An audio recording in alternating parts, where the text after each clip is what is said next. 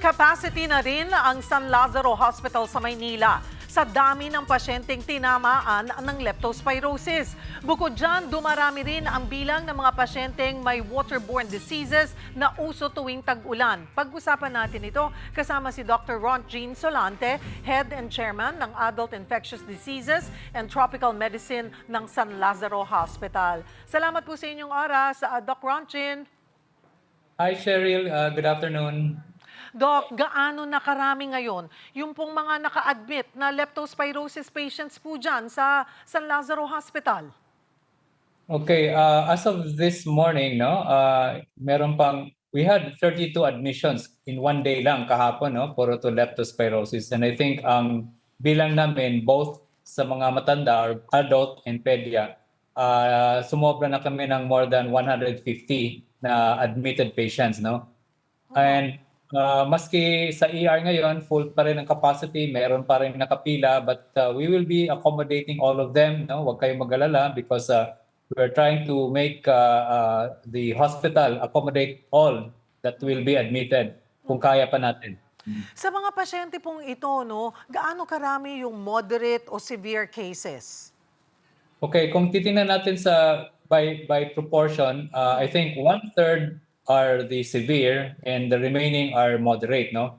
At medyo ang mortality natin, hindi pa naman ganun kataas. We already have 7 mortalities, Cheryl, no? Oh. In the past 3 days, medyo halos araw-araw may namamatay. At ito yung gusto kong ipaliwanag, no, sa publiko. Pag meron na kayong mga sintomas, especially yung mga tinatawag natin na mga warning signs, no? Meron din tayong warning signs sa leptospirosis, kagaya ng naninilaw, kumukonti na yung ihi, masakit ang nagsusuka. Huwag niyo na po yung patagalin na nandun pa rin kayo sa bahay. Pupunta na po kayo sa mga hospital or sa mga medical center para naman pagdating niyo doon, meron pa tayong magagawa at may salba pa natin kayo dahil sa komplikasyon ng pagpalya ng bato at saka yung pulmonary hemorrhage or nagdudugo yung lungs. Siguro, Doc Ron Jean, ang mahirap po kasi ay yung mga paunang senyales, sintomas, parang tinatrangkaso ka lang eh.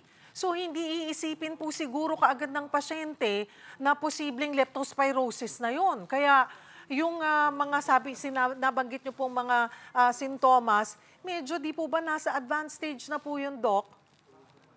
Yes, yun yung mga sa advanced stage, no? Kaya dito sa ER talagang mahaba ang pila kasi bago namin i-declare yan kung lepto ba yan, kailangan namin i-test for dengue, kailangan namin i-test sa pneumonia and other tropical infections na talagang mataas pa rin or merong magkalo-halo ngayon, especially sa ganitong weather na tag-ulan, no? Pero talagang mga pasyente na makikita mo, Sheryl, na hindi na umihi for 24 hours, naninilaw na, ito yung mga talagang high risk na magiging severe at kailangan ng i-dialyze at minsan pila rin ang dialysis sa namin, kaya importante na ma-prioritize natin. Kung severe kayo, huwag niyo nang patagalin. Doc, meron ba particular test lang para malaman agad na positibo sa leptospirosis? Yes, meron tayo, Cheryl, pero napakababa ang sensitivity dito, no? So, ang ginamit natin clinical criteria, no? Ano yung mga clinical criteria? Number 1, dapat nakalusong siya sa baha. Pangalawa, yung lagnat, masakit ang ulo, no? Namumula yung mata, masakit yung kalamnan at saka yung binte, no? Those are very characteristic of leptospirosis. Doc, kilala po ang San Lazaro Hospital bilang isang specialty center sa infectious diseases. Kumusta rin yung ating kasalukuyang bed occupancy rate sa emergency room at mga isolation wards? Though sabi nyo, puno na. Kahapon lang, sabi nyo nga, 32 admissions agad. Leptospirosis lang po ba yung 32 admissions na yon? Yes, Cheryl. Isang lang, leptospirosis lang yan, no? Hindi pa kasama dyan yung ibang mga infectious disease na nagpapa-admit din. Though sabi niyo po kanina, i-admit yan, although may pila pa rin sa emergency room, pero kaya pa ba ng ospital din? Well, as of now, kaya pa naman kasi ginawa natin ang paraan yan, no? Supportive naman yung medical center chief natin at saka yung administration. We have to accommodate everyone para lang matulungan natin. So, so far wala pa naman tayong nakikitang parang strain or stress dito related with management. Pero kailangan na rin alagaan natin yung mga healthcare workers natin dahil nga sa dami ng pasyenteng tinitingnan. Pagdating din po doon sa medical supplies, gamot, yung pong doxycycline naman sa mga health center, dapat doon pa lamang, di ba, na ipapamigay na rin po yan or may nag-a-assess na. Pero kagaya po niyan, yung iba pa rin, antibiotics, yung ating mga frontliners, ating mga nurse, doktor, kaya pa ba? Hindi pa naman yan yung tipong parang emergency or alarming na yung sitwasyon po natin. So far, kaya naman Cheryl, no? Specialist doon sa mga supply natin ng mga antibiotic, no? Mga suero at saka yung mga equipment na ginagamit natin sa pag-dialyze, no? And wala pa tayong nakikitang medyo nagkukulang pero every now and then we have to do a inventory of the supplies para naman hindi tayo kapusin. With regards doon sa mga healthcare workers, sa mga nurses, sa mga doctors, nakikita mo na yung mga pagod nila pero alam naman natin na nasanay na tayo sa ganito because last year din, Cheryl, mataas din yung kaso natin, July, August last year ng leptospirosis. I think every year from 2024, 2025, and then ngayon, after the pandemic, no, yung COVID, dito na lumalabas itong other infectious diseases. Dumako naman din po tayo sa dengue at iba pang waterborne illnesses. Naobserbahan nyo rin po ba yung pagtaas ng mga kaso nito sa inyo pong ospital? Yes, ang dengue naman talaga, ano talaga yan siya, parang regular na natin ang mga kaso nakikita dito, no? Saka yung ibang na nakukuha waterborne diseases, yung mga nagtatae, diarrhea, no? Including the with tetanus. Kasi alam mo, Cheryl, yung mga tetanus kaso namin ngayon medyo umakyat din kasi alam mo pag bumabaha nasusugatan yan, hindi mo alam kaapa ka ba ng ano pala yung mga materials na contaminated also with tetanus. Isa yan sa mga infection na minomonitor din natin. Typhoid fever po. Nagkakaroon na po ba tayo ng kaso rin? Yes, meron din tayong mga ganung kaso, typhoid fever, pero manageable naman, no? Hindi ganun kadami dito kumpara dito talaga sa lepto at saka sa dengue and respiratory infections like pneumonia.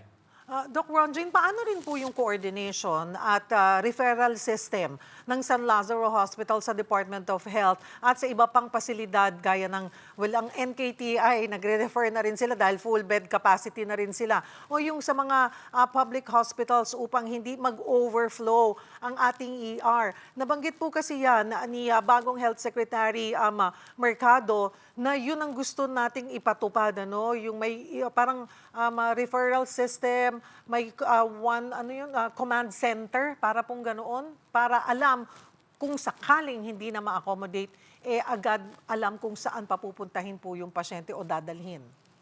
Yes, we're into that loop of the navigation system naman ng Department of Health, no? Ang nangyari lang, alam naman natin, ang San Lazaro is the end referral, no? We are the end referral. Kung galing sa mga ibang center, kung dadating dito, medyo jahe na kung i-refer pa namin sa ibang center, no? Kasi ang mga namin dito, yung Jose Reyes lang, no? Puno rin naman sila. Meron din sila mga pool of patients na kailangang i-ayusin, no? So that's why we're trying to accommodate as much as possible at our center kung ano man yung mga magiging referral. Kasi mga pasyente namin dito, Cheryl, are also referrals from other centers. So kung i-refer pa namin yan, kawawa naman yung pasyente, no? Nasa iba't iba. At isa yan sa mga factor kasi yung mga naging severe, ilang hospital na ang nadaanan, pagdating nila dito sa hospital namin, severe na pala sila. So kawawa din. So we need to we need to devise something na hindi na sila may refer at pwede na dito sa atin. Balikan ko lamang po sandali yung nabanggit nyo pong mortality, umaabot na sa 7. Ito po ay lahat dahil po sa leptospirosis. At sa gaano pong iksing panahon lamang na itala po itong 7 na namatay? Actually, yung 7 na yan, ano na yan, within 5 days lang yan, Cheryl. So, hindi, because ang projection ko dito, since ang incubation period ng leptospirosis is 1 to 2 weeks, no? Earliest. Ibig sabihin, kung na-expose ka nung last week na Monday, Tuesday, ngayon pa lang magsidatingan ang mga pasyente this week, which is expected, no? Nakikita namin ngayon. At tuhog pa lang yan by next week. So, ngayon ang peak ng mga pagdating ng mga pasyente. At ayaw na natin umabot mga kapatid, na hintayin nyo pa yung inyong sitwasyon sa malala dahil nga nakamamatay ito. Again, Doc Ron Jean, sa mga kababayan nating nakalusong sa baha o nakararanas na ng lagnat at pananakit ng katawan, ano po ang inyong triage advisory? Kailan sila dapat dumiretso sa ospital at kailan sapat na yung pumunta sa local health center para sa prophylaxis? Yes, so unang-una kung meron na kayong mga sintomas, no, at first day, second day pa lang ng lagnat, masakit ang katawan, namumula na yung mata nyo, kailangan nyo magpatingin, no? Huwag nyo nang patagalin kasi ayaw nating maging severe kayo. So you can go to the local health center or sa mga local government, mga hospitals. Doon naman sa mga wala pang sintomas, tapos maglulusong pa lang sa baha, don't forget, meron tayong tinatawag na post-exposure, no? Ibig sabihin, within 24 to 72 hours na na-expose ka doon sa baha, you can go to the health center and inquire for the prophylaxis na dapat within 24 to 72 hours lang. Kasi lumampas niyan, wala nang visa ang prophylaxis. Marami pong salamat sa inyong oras, Dr. Ron Jean Solante ng San Lazaro Hospital.